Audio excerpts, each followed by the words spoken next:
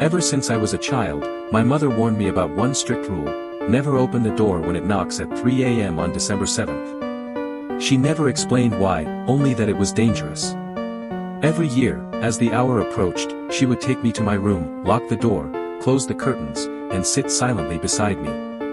The knocking would come without fail, sharp, insistent, aggressive, like someone or something was hammering on the wood with rage. And it never stopped until 4 a.m.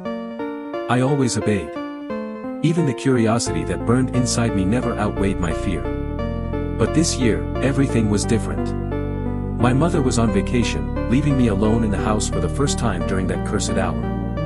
At 2:55 a.m., a strange tension filled the air, thick and heavy.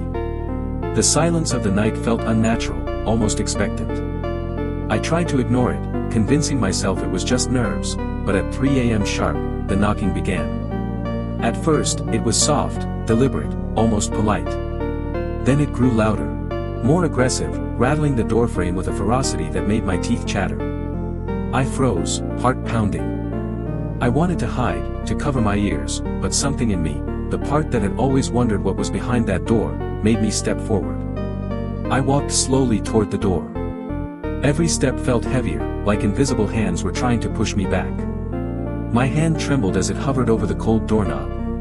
The knocking stopped for a brief second, almost as if it were waiting for me to decide. Then it started again. Louder. Sharper. Faster. I knew I shouldn't.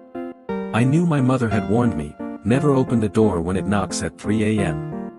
But fear and curiosity twisted together, and I turned the knob. The moment the door swung open, a cold, hollow wind burst into the hallway. Something brushed past me, cold, dry, and heavy, like the air itself had weight. My vision blurred, and then I saw it, a shadowy, distorted figure standing in the corner. Its head was tilted unnaturally. And its eyes, they weren't human. They were black holes, endless and void, sucking in all light. I tried to scream, but no sound came out. My legs wouldn't move. The figure stepped closer, and the knocking returned, not on the door, but inside my chest, pounding in rhythm with my heart. I stumbled back, slammed the door shut, and locked it. The knocking continued on the other side, rattling the wood, shaking the walls, until finally, it stopped. The silence afterward was worse than the knocking. It lingered, heavy and suffocating, as if the house itself was holding its breath. I stayed in my room, crouched under my blanket, until the first light of dawn. When my mother returned, I couldn't bring myself to tell her. I don't